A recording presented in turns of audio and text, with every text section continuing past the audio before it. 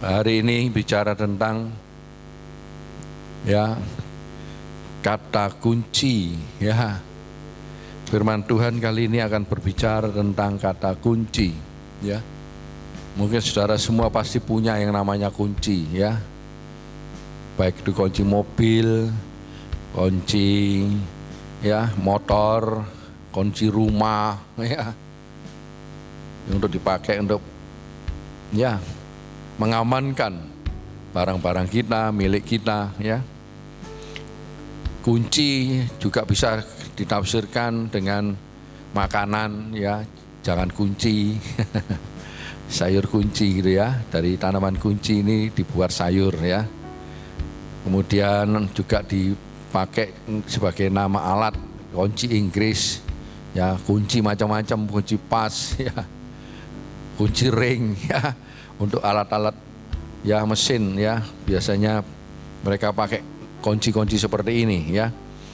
Dan juga kunci-kunci yang lain ya, ada kata-kata kunci ya, kata-kata yang menentukan ya, kata-kata yang ya rahasia ya, ada kata kunci gitu ya.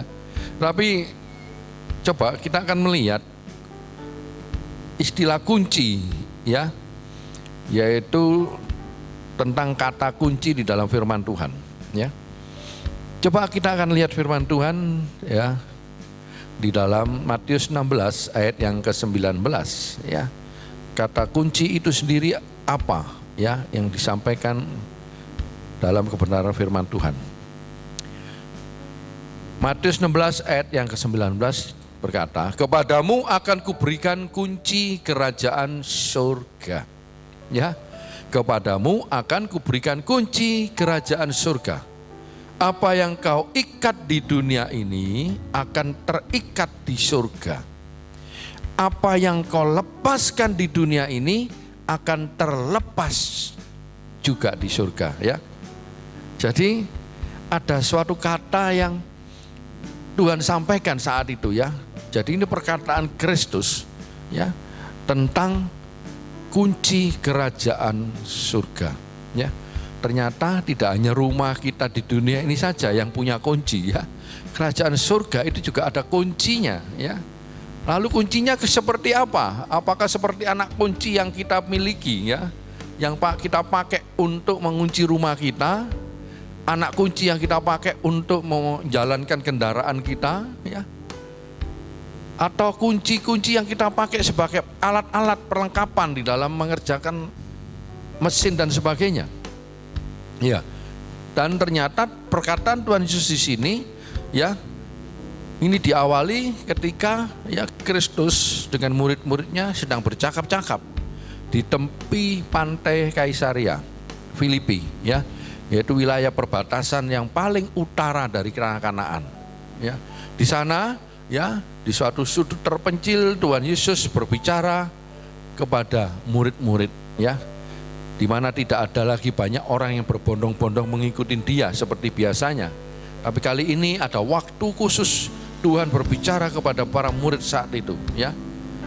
Dan apa yang dikatakan Tuhan Yesus di situ adalah sesuatu yang mengejutkan murid-murid ya, yang tanpa dipahami sebelumnya, tanpa dikira, ternyata ada pertanyaan yang Tuhan Yesus sampaikan kepada murid-murid saat itu ya.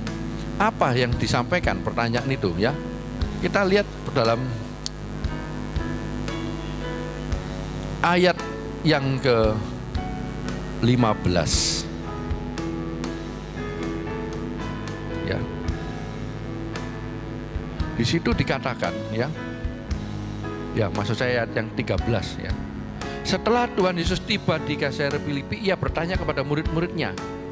Tuhan Yesus bertanya kepada murid-muridnya, kata orang, siapakah anak manusia itu?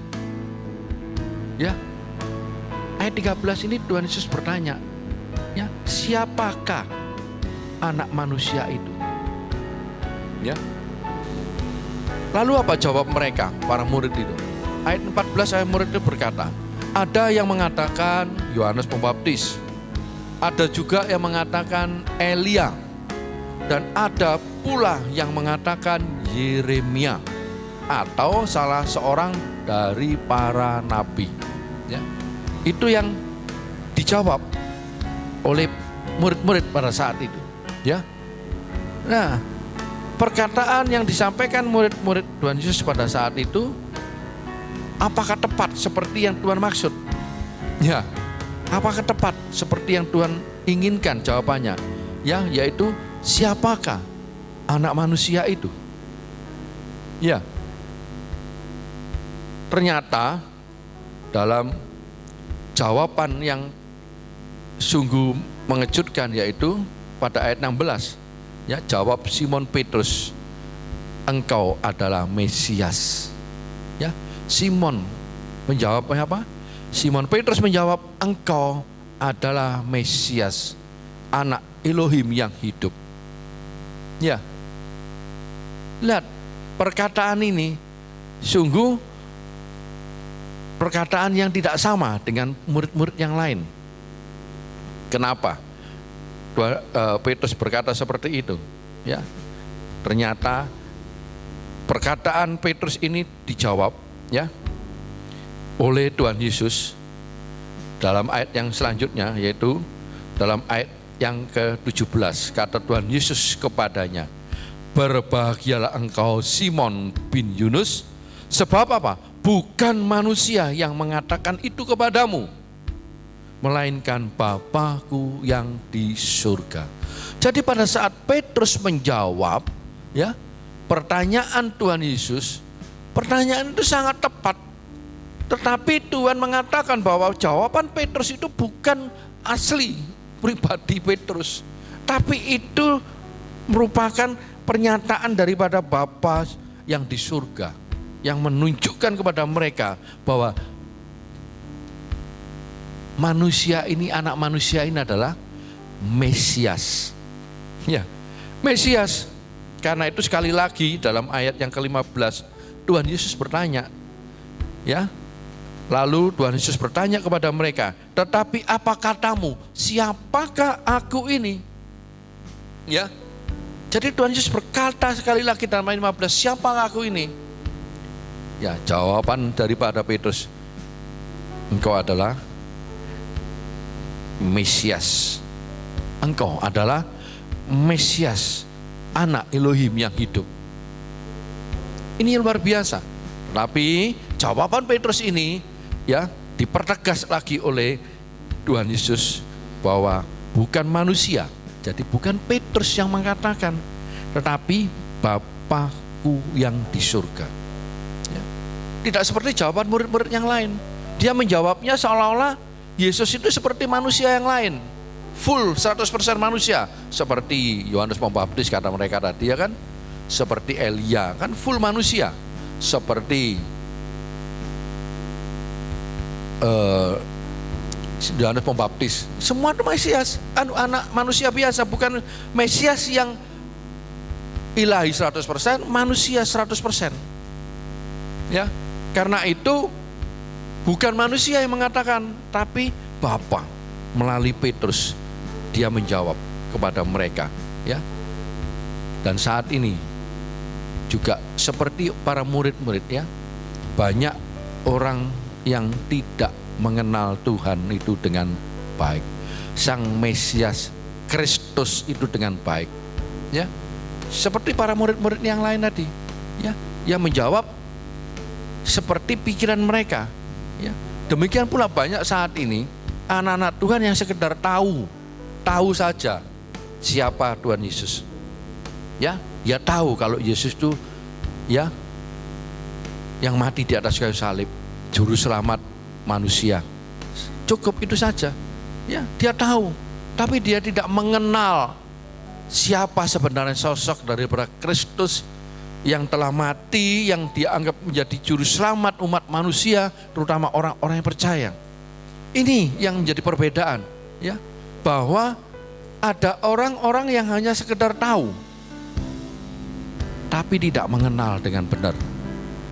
Karena itu Tuhan mengatakan, ya, di dalam ayat yang selanjutnya, ayat yang 18, dan aku pun berkata kepadamu, engkau adalah Petrus, di atas batu karang ini aku akan mendirikan jemaatku dan alam maut tidak akan menguasainya. Lihat ya, Petrus, ya, Kefas, batu karang, ini pengertian di mana di atas jemaat ini, karena waktu itu Petrus ya menjadi salah satu ya pemimpin untuk berdirinya gereja Tuhan. Ya, kita lihat setelah Tuhan Yesus naik ke surga, kemudian 10 hari kemudian turunlah Roh Kudus, dan para murid saat itu ya pada hari Pentakosta menerima Roh Kudus Tuhan. Dan Petrus pada saat itu ya dia menginjil dan 3.000 orang dimenangkan. Ini luar biasa ya. Jadi pada saat Petrus setelah dia ya menerima kunci kerajaan yang Tuhan berikan ya, dia mulai ya dapat mengerjakan dengan luar biasa. Karena apa? Karena dia mulai mengenal siapa Kristus itu ya. Saudara-saudara, keadaan yang dialami para murid saat itu ya, yaitu di mana setelah Tuhan Yesus mati bangkit, dan setelah itu selama 40 hari sebelum kenaikannya ke surga, Tuhan Yesus berkeliling-keliling kepada murid-muridnya ya. Untuk apa, saudara? Untuk mengajar. Untuk mengajar kembali. Supaya apa? Supaya lewat kematiannya ini dan kebangkitan Kristus, mereka nanti akan diubah dengan luar biasa ya. Karena apa? Karena suatu yang sudah pasti ya luar biasa terjadi akan dialami oleh mereka. Kita lihat dalam Wahyu ya 3 ayat yang ke-7, dikatakan demikian. Dan tuliskanlah kepada malaikat jemaat di Philadelphia, inilah firman dari yang kudus, ya, firman dari yang kudus, yang benar, yang memegang kunci Daud. Apabila ia membuka, tidak ada yang dapat menutup. Apabila ia menutup, tidak ada yang dapat membuka. Ayat yang ke-8, aku tahu segala pekerjaanmu. Lihatlah, aku telah membuka pintu bagimu. Ya, apa yang katakan Kristus? Aku telah membuka pintu bagimu yang tidak dapat ditutup oleh seorang pun. Aku tahu bahwa kekuatanmu tidak seberapa, namun engkau menuruti firmanku dan engkau tidak menyangkal namaku. Lihat bahwa Kristus sudah membuka pintu. Kapan? Pada saat Kristus telah mati dan bangkit. Dia telah memberikan kunci kerajaan surga itu kepada kita. Ya. Lalu bagaimana dengan kita? Apakah kita sudah merasa bahwa kita punya kunci? Artinya jalan masuk ke sana yang dulunya tidak ada, putus. Artinya tidak ada kunci untuk bisa masuk ke sana. Tuhan sudah buka itu. Ya. Dan kunci diserahkan kepada kita untuk kita bisa langsung masuk ke sana. Tergantung kepada kita mau pakai kunci itu apa tidak. Ya, kunci kerajaan surga. Ya. Seperti apa sebenarnya kunci kerajaan surga itu? Coba kita lihat dalam Lukas 11 ayat yang ke-52. Celakalah kamu, hai ahli-ahli Taurat, sebab kamu telah mengambil kunci pengetahuan. Kamu sendiri tidak masuk ke dalam, dan orang yang berusaha untuk masuk ke dalam kamu halang-halangi. Lihat ya, Tuhan bilang apa kepada ahli-ahli Taurat? Celakalah kamu. Kenapa? Sebab kamu telah mengambil kunci pengetahuan itu. Ya. Kunci pengetahuan itu apa, saudara-saudara? Ya. Kita lihat ya, di dalam terjemahan yang lain dikatakan bahwa celakalah kalian guru-guru agama, kunci untuk membuka pintu pengetahuan disimpan pada kalian. Ya. Terjemahan yang lain lagi ya, dalam kalimat yang mungkin lebih mudah dipahami, celakalah kalian hai ahli-ahli Taurat, karena kalian menyembunyikan kebenaran dari orang banyak. Jadi pengetahuan ini bicara tentang apa? Firman, tentang kebenaran. Ya, firman perlu diajarkan. Karena itu pada saat Tuhan Yesus setelah bangkit, dia mengajar kepada para murid supaya kunci yang sudah diberikan, sudah dibuka itu pintu, ya tidak sia-sia. Artinya murid-murid itu bisa melanjutkan mengajarkan kepada ya orang-orang percaya, mengenalkan Kristus dalam pengajaran yang benar. Ini yang ingin disampaikan Tuhan tentang kunci kerajaan itu, yaitu tentang kebenaran firman yang saat itu ditutup-tutupi ya oleh ahli Taurat tentang kebenaran, ya bahkan dihalang-halangi. Nah, Tuhan Yesus mengungkapkan itu supaya apa? Supaya kebenaran Tuhan itu benar-benar nyata, ya, diterima dan dikenal baik oleh setiap orang percaya. Karena itu pada saat ini, ya, kebenaran firman disampaikan supaya apa? Supaya kita mengenal, tidak hanya tahu namanya saja, ya. Oh, Yesus itu Tuhan Juru Selamat, namanya saja. Tapi tidak mengenal dengan baik, ya. Seperti kita mengenal Presiden Republik negara kita Republik Indonesia. Siapa? Joko Widodo, ya. Tahu namanya, tahu itulah presiden di negara kita, ya. Tapi kenal enggak dengan presiden kita, ya, tentang kebiasaan sehari-hari, apa yang disukai, apa yang tidak disukai, tahu enggak? Apa yang menjadi kebiasaan setiap hari, ya, enggak tahu. Yang tahu siapa? Mereka yang dekat, suami, istri, ya, siapa dekat? Anak-anaknya, yang tahu persis. Karena apa? Dekat dan setiap hari ada ketemu, kontak, ya. Sama, bagaimana kita juga sebagai anak-anak Tuhan yang benar-benar mengerti siapa Tuhan yang kita sembah. Yesus yang menjadi juru selamat kita itu seperti apa? Bukan hanya kita tahu nama, tapi kita mengenal.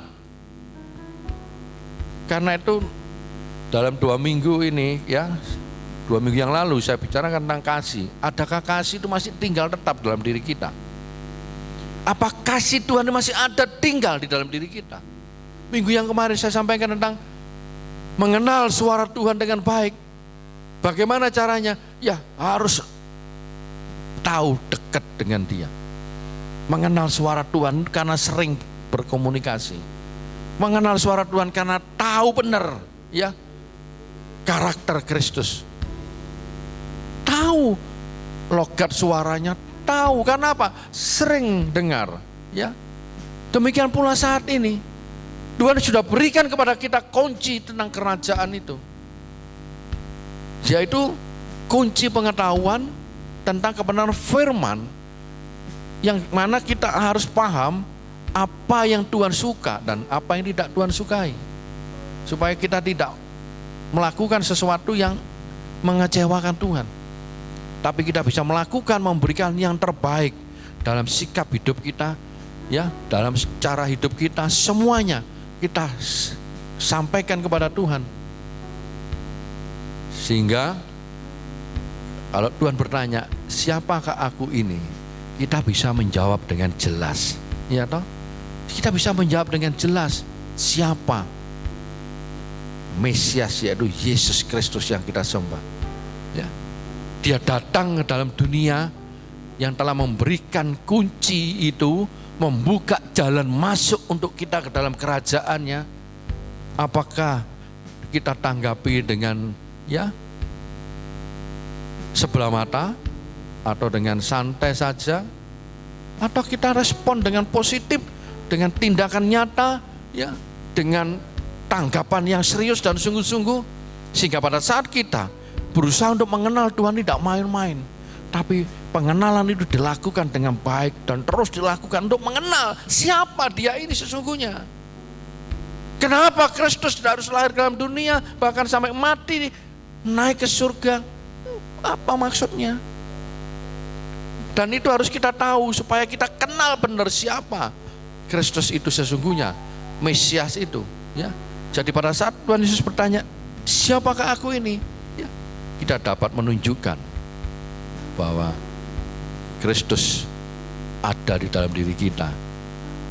Itulah Kristus yang ada di hidup kita. Ya, sehingga dalam situasi seperti saat ini, ya, kalau Kristus pada saat itu di Kaisarea, ya, dia berbicara secara pribadi kepada murid-muridnya. Ya. Saat ini banyak hamba-hamba Tuhan, ya, yang sudah tidak lagi berbicara secara langsung kepada orang banyak dengan jemaat, ya, tapi berbicara di kamar, online, bicara di tempat tersendiri, di online, ya. Tujuannya untuk apa, saudara? Ada misi-misi yang harus jelas di sini, ya. Seperti Tuhan Yesus, dia melakukan itu untuk mempertajam pengenalan akan Kristus itu siapa, sehingga setiap orang percaya itu benar-benar mengenal, tidak hanya tahu, mengenal Kristus itu sebagai, ya, baik dalam kasihnya, baik dalam kuasanya, dalam penghakiman, dalam penghukumannya. Kita kenal itu semua. Tidak hanya sekedar kita tahu dia mati saja, tidak tahu dia hanya bangkit saja pada Paskah, bukan. Tapi kita harus tahu dia ini dalam apa? Kasihnya, dalam kuasanya, penghakimannya. Supaya apa? Dalam situasi keadaan kita saat ini, ya, dalam kondisi dunia saat ini yang membuat banyak orang takut, cemas, khawatir, ya, itu dapat kita ubah, ya. Bukan berarti kita menantang virus, tapi kita, ya, tetap mengandalkan Tuhan, karena kita tahu di dalam namanya, di dalam, ya, pengenalan kita akan dia, kita akan mendapatkan kuasa kasihnya, kuasa mujizatnya, segala bentuk, ya, perintah-perintahnya kita tahu dengan baik, ya, sehingga tidak timbul, ya, ketakutan yang berlebih-lebihan, kecemasan yang berlebih-lebihan membuat, ya, akhirnya hubungan kita dengan Tuhan ada distancing, jarak yang cukup jauh, ya. Kita lihat dalam 1 Yohanes 4 ayat yang ke-18, ya. Di dalam kasih tidak ada ketakutan. Ingat, saudara, ya. Kalau kita mengenal kasihnya dengan baik, dikatakan di dalam kasih tidak ada ketakutan. Kasih yang sempurna melenyapkan ketakutan, ya. Kasih yang sempurna melenyapkan ketakutan. Sebab ketakutan mengandung hukuman. Dan barang siapa takut, ia tidak sempurna di dalam kasih. Ini firman Tuhan, ya. Di dalam kasih tidak ada ketakutan, saudara. Bahkan ketakutan berlebih-lebihan sampai Tuhan disisihkan sangat jauh, ditaruh di buritan, ya, dibiarkan menjauh dari hidup kita. Ya, inilah kalau orang tidak mengenal Kristus dengan baik, akan timbul ketakutan yang berlebih-lebihan. Ya, memangnya kalau sudah takut begitu tidak mati nantinya? Ya, setiap orang pasti mati kok. Ya, kalau Tuhan katakan kamu belum waktunya mati, gak akan mungkin mati kok. Apa kita yang menentukan kita mati apa hidup? Bukan, Tuhan yang menentukan. Kalau kita percaya kepada Kristus, kita percaya juga dengan kuasanya, benar enggak? Kita percaya dengan kekuatannya, kita percaya dengan kasihnya kepada kita, ya. Walaupun sampai kita mati pun kita masih, Tuhan berikan janji, nih kunci kerajaan surga, ya. Lo janji Tuhan lo. Kalau orang terlalu berlebihan takut, nggak percaya janji Tuhan, tak kasih kunci kerajaan surga. Apa yang kamu ikat di dunia ini terikat di surga. Apa yang kita ikat di dunia ini, ketakutan kita, nggak ada di surga, saudara. Kasihnya tidak sempurna, mengandung hukuman kasihnya. tidak sempurna. Ya, apa yang kita ikat? Pengenalan kepada Kristus lebih dalam itu yang kita ikat, yang kita pegang. Karena itu adalah kunci kerajaan yang Tuhan berikan kepada kita. Apa yang kita lepas itu juga terlepas di surga. Artinya apa yang Tuhan ajarkan, kebenaran yang Tuhan berikan tidak kita hiraukan, maka terlepas itu di dunia, terlepas pula nanti di surga. Karena itu dalam 2 Timotius 1 ayat yang ke-7 Tuhan mengatakan kembali, sebab Tuhan memberikan kepada kita bukan roh ketakutan. 2 Timotius 1 ayat yang ke-7. Sebab Tuhan memberikan kepada kita bukan roh ketakutan, melainkan roh yang membangkitkan kekuatan, kasih, dan ketertiban. Ketertiban itu adalah penguasaan diri, menahan diri. Ini yang Tuhan berikan kepada kita. Nah, kalau kita kenal dengan Tuhan benar, kita kenal ini dengan perkataan Tuhan. Ini namanya kenal, tahu Tuhan kita itu seperti apa. Kita tahu bagaimana Tuhan terhadap kita. Tuhan memberikan kita roh yang bukan roh ketakutan, tapi roh yang membangkitkan kekuatan. Nah, kalau yang terjadi ketakutan itu roh siapa? Bukan roh dari Tuhan. Roh Tuhan, roh kekuatan, roh kasih, ketertiban, penguasaan diri. Ini yang Tuhan berikan. Ikat itu. Karena apa yang kita ikat ini juga terikat di surga. Ya, saudara sekalian, pemahaman tentang siapa Kristus yang sesungguhnya ini penting bagi setiap kita orang percaya. Memahami, mengenal Dia lebih baik, mengenal siapa Tuhan, apa yang dikerjakan, apa yang dilakukan untuk setiap kita orang-orang yang percaya. Ya. Jadi kalau kita benar-benar pegang janji-janji Tuhan, maka kita tidak akan ada rasa khawatir, tidak ada rasa takut, ya. Memang ya, virus COVID-19 ini ya banyak merenggut jiwa, ya, nyawa orang-orang, ya. Kalau kita dengar berita di televisi, bahkan ya di luar negeri, bahkan di Amerika, ya amat sangat ya menakutkan, seolah-olah nyawa tidak ada artinya, ya, seolah-olah virus ini ya mengalahkan peluru, ya.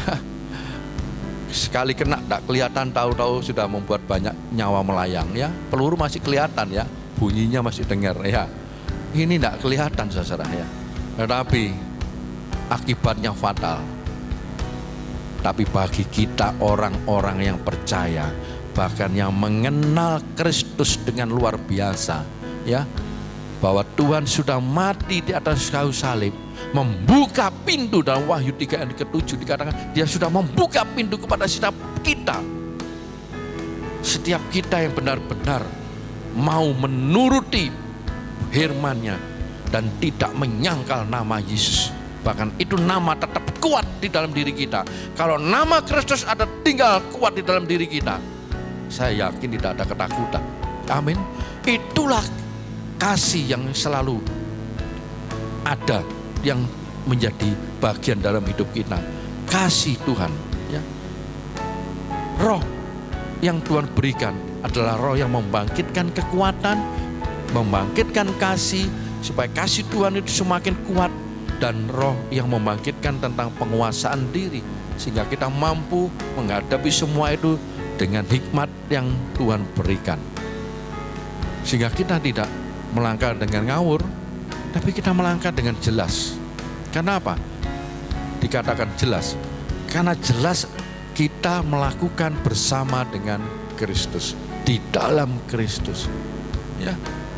Kita mau belajar terus mengenal Dia, terus mengenal Dia lebih dan lebih baik. Supaya apa?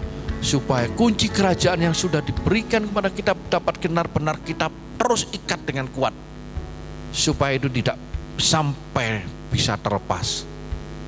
Tuhan Yesus pada saat memberikan ya firman ini kepada ahli-ahli Taurat ya, ini disesuaikan dengan kebiasaan ya, budaya yang ada di mereka ya, dimana kalau mereka pada saat ingin membuka kitab Taurat mereka ya, itu mereka selalu membuka kitabnya itu dalam bentuk gulungan ya. Nah itu dibuka, membuka ikatan yang mengikat gulungan itu, dia itu akhirnya bisa dibaca. Selesai, dia gulung lagi, dia ikat lagi ya. Pada saat pertama dia lepas ikatan itu, yang terakhir dia ikat kembali. Itu yang terjadi ya. Kebiasaan dan tradisi yang di sana. Juga kalau menghadapi orang-orang yang kena kusta ya, itu orang-orang itu diasingkan oleh ya mereka ahli Taurat Farisi ini ya, oleh mahkamah agama disisihkan, diasingkan. Kalau sekarang ini diisolasi ya, dikarantina ya, orang-orang yang kena virus COVID dikarantina. Saat itu orang-orang yang kena kusta di karantina ya, sama cuma beda. Waktu itu kusta mematikan juga saudara ya, karena itu di karantina. Peristiwa seperti ini yang dipakai oleh Tuhan Yesus untuk mengungkapkan tentang kunci kerajaan surga. Apa yang kamu ikat di dunia ini akan terikat pula di surga ya. Setiap pengajaran firman Tuhan yang kita terima dengan terus kita pegang kuat di dalam hidup kita, bahkan itu menjadi bagian hidup kita, melakukan itu menjadi rema dalam hidup kita, ini yang membuat sesuatu yang mengikat hidup kita di dalam kerajaan surga nantinya ya. Sesuatu yang luar biasa Tuhan sampaikan, bahwa apa yang Tuhan sudah kerjakan tidak akan sia-sia kalau kita bisa mengenal Dia dengan baik. Tapi kalau ada asal-asalan saja, ya ini problemnya ya. Sehingga menghadapi ya kondisi seperti saat ini, akhirnya hubungan dengan Tuhan itu bisa seenaknya ya. Nggak perlu datang, nggak apa-apa, kebetulan lebih enak ya. Mendengarkan online ya, kalau saya sempat ya, saya sampaikan kemarin toh, mendengar itu seperti apa ya, tidak tuli mendengar tapi seenaknya. Benar enggak kemarin saya sampaikan? Tidak tuli memang mendengar, tapi mendengar dengan seenaknya, mendengar dengan apa adanya. Pokoknya kan dengar, ngerti enggak penting. Itulah banyak saat ini anak-anak Tuhan yang sekedar tahu. Ya tahu, saya orang Kristen, titik. KTP saya Kristen, titik. Tapi dalam sikap hidup sehari-harinya, dia tidak menunjukkan pengenalan yang sesungguhnya seperti orang yang kenal baik Kristus. Sikapnya, teladan Kristus itu menjadi bagian hidupnya. Firman itu menjadi rema, menjadi tindakan, perbuatan di dalam hidupnya. Seperti halnya saya sampaikan tadi ya, 2 Timotius 1:7 ini jelas bahwa Tuhan memberikan kepada kita bukan roh ketakutan, tapi yang terjadi apa? Takutnya bukan main ya. Sampai-sampai Tuhan disisihkan dahulu, nanti ajalah, masih banyak waktu, kalau ada kesempatan. Kalau enggak, apa bisa dijamin kalau jauh dari Tuhan enggak kena virus? Berani jamin? Ya, enggak berani kan? Ketakutan yang berlebihan terhadap virus, berani jamin tidak kena? Ya, sekali lagi saya sampaikan saudara, ya, kita perlu tetap berjaga-jaga, waspada terhadap virus.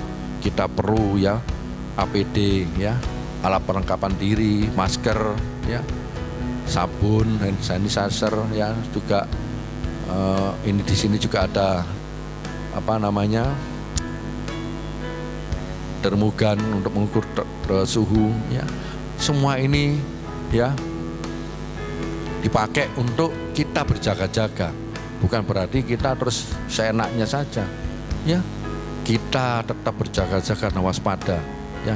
Bukan berarti kita kebal virus, bukan ya. Tapi virus itu mematikan seseorang, itu semua kehendak Tuhan. Ya, banyak hamba Tuhan juga meninggal karena virus. Ya, banyak. Bukan berarti pendeta juga kebal, tidak. Tetapi bagi kita orang-orang yang percaya, ya, kita tetap punya kekuatan. Artinya apa? Tetap punya kekuatan datang kepada Tuhan. Bukan semakin jauh, tapi semakin mendekat, semakin mengenal lebih baik. Apa sih, ya, mau Tuhan? Bagaimana sih kekuatan yang Tuhan berikan kepada kita ini mampu untuk menghadapi itu semua dengan tanpa rasa ketakutan yang berlebih-lebihan. Kita memang waspada, tapi bukan takut.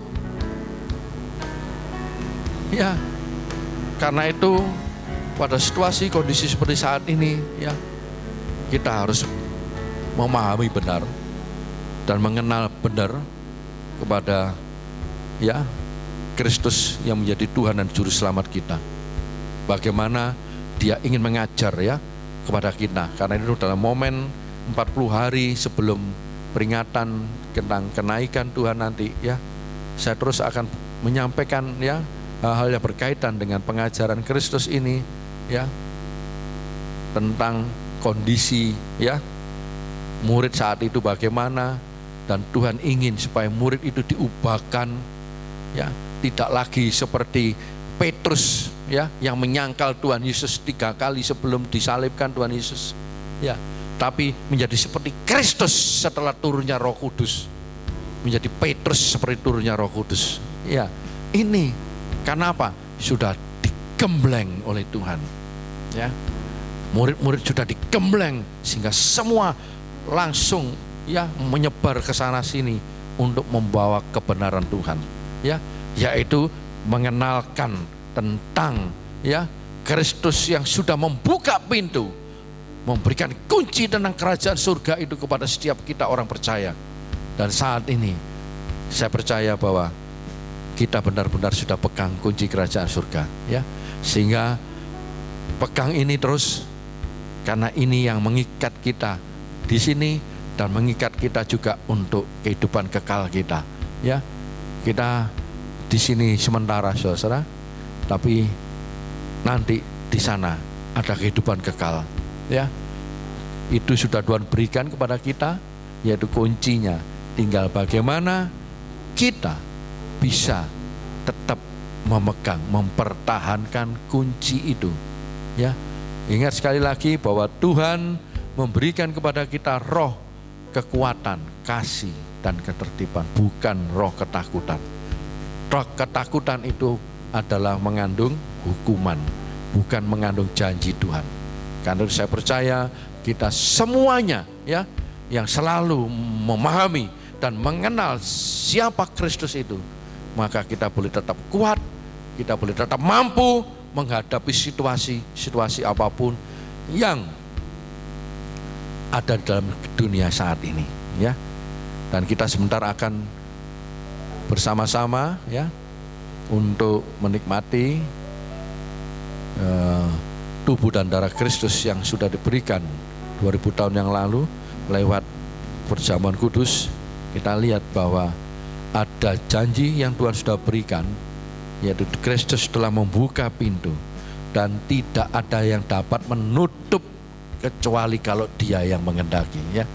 Demikian pula untuk setiap kita orang yang percaya bahwa apa yang sudah Tuhan berikan, kunci kerajaan surga itu lewat kebangkitannya, Tuhan sudah buka pintu dan kunci itu sudah diberikan kepada kita, ya.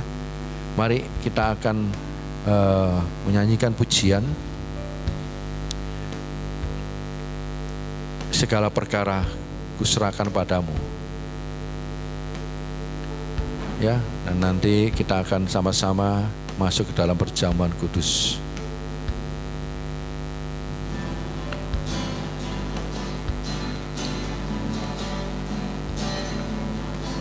Segala perkaraku ku serahkan padamu,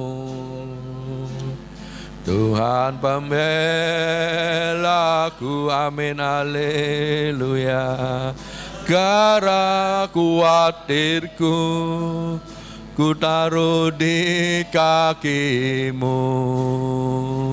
Tuhan pemeliharaku,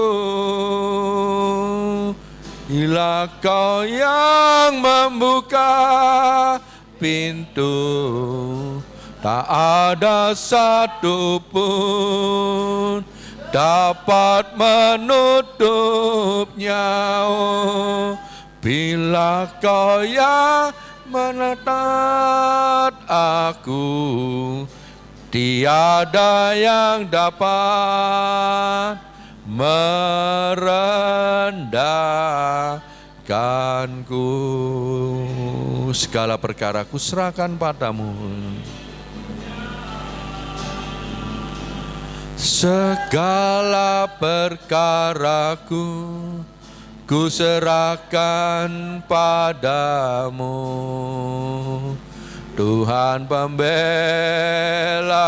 amin. Ori segala kuatirku ku taruh di kakimu. Tuhan pemeliharaku, bila Kau yang membuka pintu, tak ada satupun dapat menutupnya. Oh, bila Kau yang mengangkat aku, tiada yang dapat merendah. Bila Kau yang membuka pintu, haleluya. Membuka pintu, tak ada satupun dapat menutupnya. Bila Kau yang mengangkat aku, tiada yang dapat merendahkan. Tiada yang dapat merendahkanku, yang dapat merendahkanku. Sekali lagi, tiada yang dapat untuk merendahkan kita, yang dapat merendahkanku. Terima kasih ya Bapa di surga. Biar lewat kebenaran firman Engkau saat ini Tuhan, benar-benar kami mengucap syukur senantiasa dan berusaha tetap mengikat Tuhan apa yang sudah Engkau berikan, yaitu kunci kerajaan surga itu. Kami boleh ikat saat ini, biar tetap terikat sampai kami datang kembali ke hadapan Engkau di surga ya Bapa. Terima kasih Tuhan Yesus. Terima kasih Tuhan. Ini yang luar biasa untuk kami boleh menikmati Tuhan. Kebaikan kasih Engkau yang luar biasa. Roh kekuatan yang Kau berikan. Roh kasih yang nyata dalam hidup kami. Yang terus Tuhan menguatkan kami. Terima kasih Tuhan. 2000 tahun yang lalu, Engkau sudah membuka pintu. Sehingga kami boleh, Tuhan punya kesempatan untuk masuk. Dan kunci dan kerajaan itu sudah Engkau berikan. Yang boleh kami ikat saat ini, tetap terikat sampai Engkau datang yang 2 kalinya Tuhan. Terima kasih ya Bapa dalam surga. Terima kasih. Dan sebentar kami boleh tetap Tuhan mempersatukan diri kami dengan tubuh dan darah yang sudah Engkau berikan 2000 tahun yang lalu. Biar kami boleh semakin hari, boleh semakin dikuatkan. Dan roh yang sudah ada dalam diri kami, Roh Kudus-Mu Tuhan, terus memampukan setiap kami lewat tubuh dan darah Engkau ini semakin mantap Tuhan, bahwa kunci kerajaan itu tetap kami pegang kuat di dalam hidup kami. Dan kami boleh mengenal Engkau lebih hebat dan lebih hebat lagi ya Tuhan. Dan lebih dahsyat Tuhan kami menikmati kuasa kasih Engkau yang luar biasa. Karena Bapa, sebentar kami akan Tuhan menerima tubuh dan darah Engkau. Kami menyerahkan Tuhan saat ini roti dan anggur yang menjadi persekutuan yang hidup dalam hidup kami. Kami serahkan roti dan anggur ini Bapa. Kami percaya ini bukan roti dan anggur biasa, tetapi ini adalah persekutuan dengan tubuh dan darah Engkau yang kudus. Karena kami serahkan saat ini Bapa, dalam nama Tuhan Yesus, dalam nama Tuhan Yesus, biar ini menjadi persekutuan yang kuat dengan tubuh dan darah Engkau. Ini bukan roti dan anggur biasa, inilah tubuh dan darah-Mu yang kudus. Dan sebentar kami akan menerima Tuhan persekutuan ini, biar ini menjadi berkat kekuatan untuk kami yang menerimanya. Di dalam nama Tuhan Yesus, kami terima persekutuan dan tubuh dan darah Engkau ini Bapa. Haleluya. Amin. Mari kita pujikan aku masuk ruang Maha Kudus. Masuk ruang Maha Kudus dengan darah anak domba. Yesus, terima kasih Bapa. Masuk dengan hati dulu,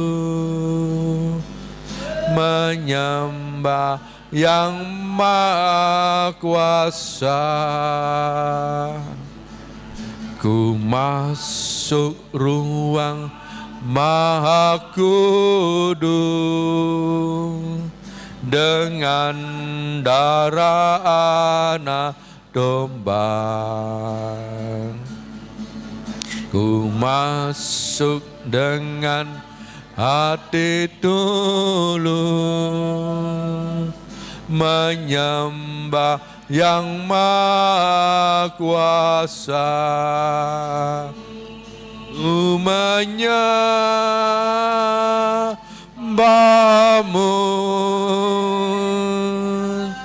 ku sembah-Mu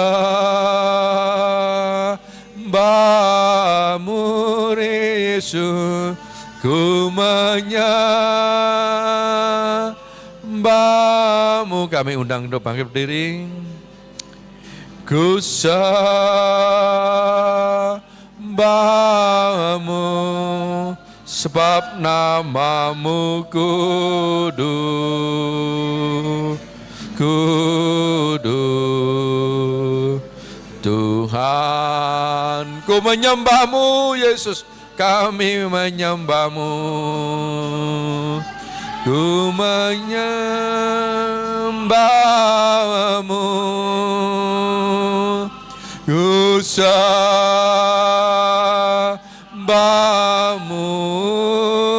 nimanya. Terima kasih Tuhan. Haleluya Yesus, menyembah-Mu, sebab nama-Mu kudus, kudus. Tuhan, sebab nama-Mu kudus, kudus Tuhan. Nama-Mu kudus, kudus Tuhan. Sebab nama-Mu kudus, kudus Tuhan, kudus. Terima kasih Tuhan. Kudus Tuhan. Mari kita pegang roti dan anggur di tangan kiri dan kanan kita. Kita percaya bahwa roti ini bukan roti biasa. Kita percaya inilah tubuh Kristus. Inilah darah Kristus. Karena itu kita harus dengan sungguh-sungguh menerima persekutuan yang luar biasa dengan tubuh dan darah yang kudus.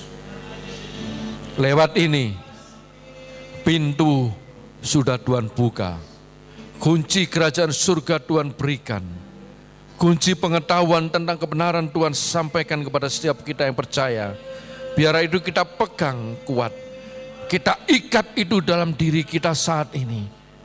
Biar ini juga terikat di surga. Apapun saat ini, problem masalah kita percaya Tuhan tidak memberikan kita roh ketakutan, kecemasan, kekhawatiran, tapi Tuhan memberikan kepada kita roh kekuatan, roh kasih, roh yang penuh dengan ketertiban penguasaan diri untuk setiap kita orang-orang yang percaya. Biar lewat persekutuan dengan tubuh dan darahnya, kita benar-benar diubah, semakin lebih mengenal dan mengenal siapa Kristus, siapa anak manusia ini, siapakah aku ini, kata Tuhan. Inilah aku, yaitu roti dan anggur, persekutuan dengan tubuh dan darahnya. Mari kita pegang roti di atas kepala kita, dan kita akan dengarkan firman Tuhan. Demikian bunyi firman Tuhan. Lalu Tuhan Yesus mengambil roti, mengucap syukur, memecah-mecahkannya, dan memberikannya kepada mereka, katanya, inilah tubuhku yang diserahkan bagi kamu. Perbuatlah ini menjadi peringatan akan aku. Bukankah roti yang kita pegang ini adalah persekutuan dengan tubuh Kristus? Dalam nama Tuhan Yesus kita makan bersama-sama. Haleluya.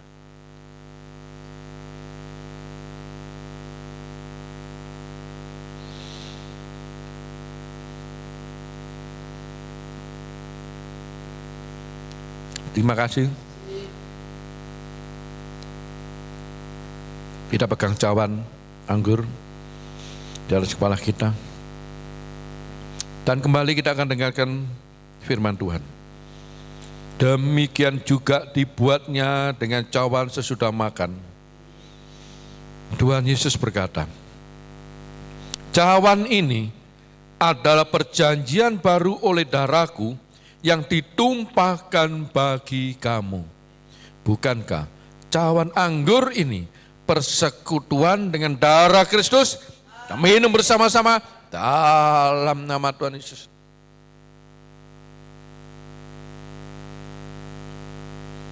Terima kasih Tuhan.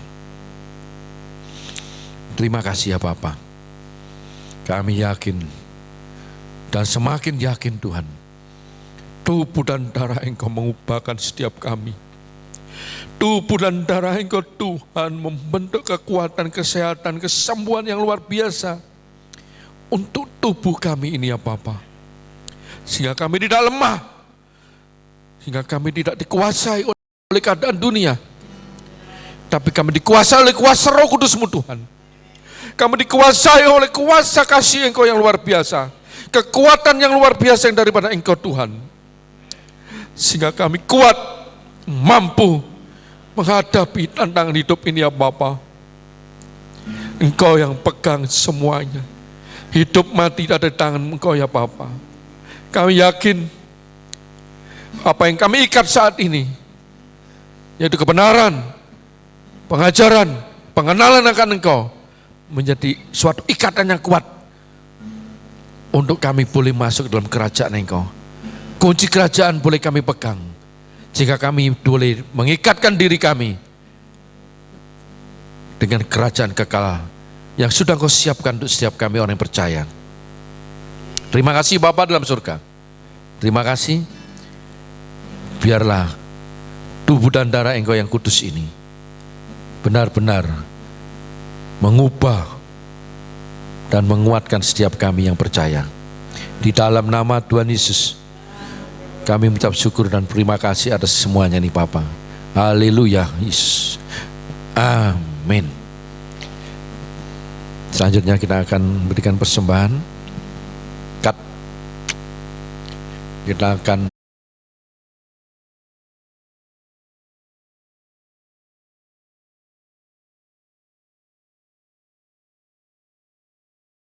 surga. Kami mengucap syukur Tuhan, kalau saat ini kami boleh kembali datang bersekutu, dan bersama-sama kami boleh menikmati kebaikan Engkau, hadirat Engkau yang luar biasa, terutama di dalam persekutuan kami dengan tubuh dan darah Engkau yang kudus. Kami serahkan saat ini Bapa untuk bangsa dan negara kami dalam kondisi COVID-19 ini Bapa. Tolong beri hikmat untuk Presiden, para menteri, dan juga staf-stafnya, terutama yang berkaitan dengan pandemi virus COVID-19 ini Bapak. Baik Menteri Kesehatan dengan staf kesehatan, dokter dan perawat, berikan mereka hikmat, kekuatan, terutama kesehatan yang luar biasa, supaya dapat melakukan tugas dengan baik, sehingga banyak pasien-pasien yang terdampak dapat disembuhkan. Semua bukan karena kekuatan dan kemampuan manusia Tuhan, semua karena kasih dan pertolongan Engkau. Karena kami serahkan semuanya di dalam tangan kuasa-Mu Bapa, dan kami yakin Tuhan, Engkau sendiri yang akan lalukan Tuhan pandemi COVID-19 ini dengan kuasa kasih Engkau yang luar biasa. Dan kami semua umat-Mu boleh datang kembali beribadah dengan penuh sukacita ya Bapa. Tolong Tuhan, tolong untuk aparat keamanan dalam segala tugas tanggung jawab untuk mengamankan. Tuhan berikan Tuhan prioritas untuk mereka, supaya mereka dapat mengatasi segala gejolak, segala Tuhan gangguan keamanan, untuk tetap Tuhan terjaga dengan aman. Kami serahkan juga saat ini ya Bapa, untuk anak-anak-Mu yang saat ini sedang lemah imannya, kuatkan ya Tuhan, supaya tidak ada rasa takut, cemas dan khawatir, tapi yang ada adalah kekuatan yang daripada Engkau. Dan juga Tuhan kami serahkan saat ini untuk Nino, anak Nino Tuhan yang saat ini sedang Tuhan menghadapi sakit penyakit. Tuhan tolong, Tuhan yang jamah, biar kuasa-Mu Tuhan boleh tetap menyembuhkan. Nyata karya Engkau untuk anak ini ya Bapa. Baik untuk Ibu Siang Tuhan dalam pemulihannya, terus pulihkan Tuhan, biar nyata kuasa kasih-Mu bekerja dan benar-benar dirasakan oleh Ibu Siang. Baik Bapak Sunardi, Bapak Saidi Tuhan dalam pemulihannya, terus Tuhan kuasa-Mu bekerja, Engkau nyatakan dengan luar biasa, dan biarlah zaman Engkau benar-benar menjadi kekuatan mereka, bahwa Engkau sungguh dahsyat dan luar biasa.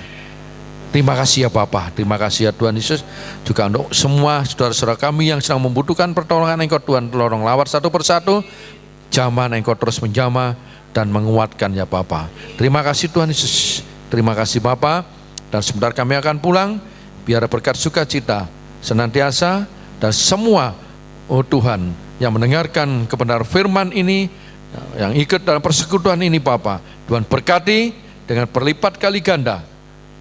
Kuasa-Mu bekerja dengan luar biasa.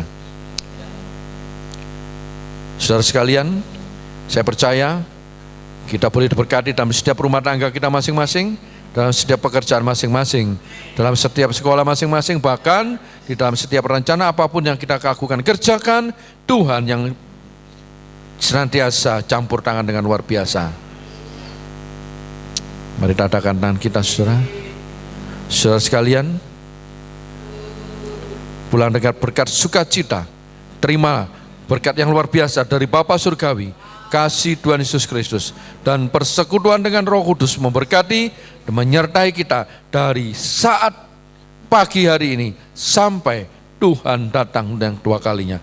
Di dalam nama Tuhan Yesus, damai sejahtera sukacita boleh menjadi berkat untuk setiap kita. Haleluya, amin.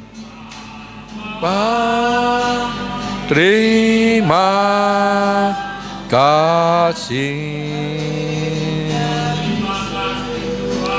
Bapa, terima kasih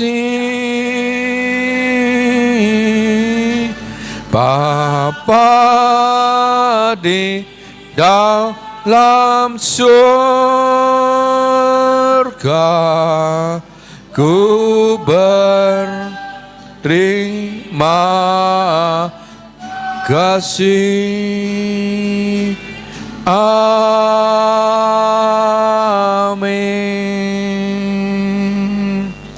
Saat pagi, saat pulang, Tuhan memberkati kita semuanya.